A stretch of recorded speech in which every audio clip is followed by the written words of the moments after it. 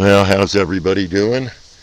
Steve just pulled out. I did shoot a longer video, and we had to improvise. This was a hard one, but it was actually easy in the end. We thought it out. So there's the Vector 4000 and Siro Vector 4000. A little bit in the wind, not bad.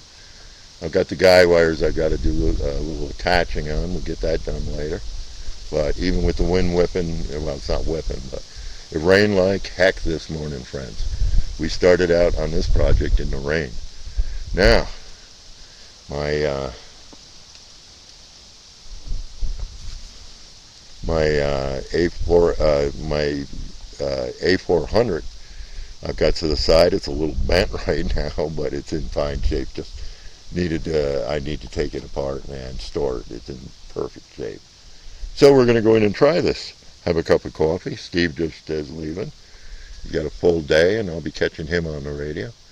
We had a great time. We talked radio in old times, and we just finished now. So we're going to see what a Vector 400 does compared to a Starduster. Oh, I'm sorry. I said Starduster. I've got that down. Astroplane. Okay, friends. This is NY202. And hoping you're enjoying your day, and we'll talk to everybody later.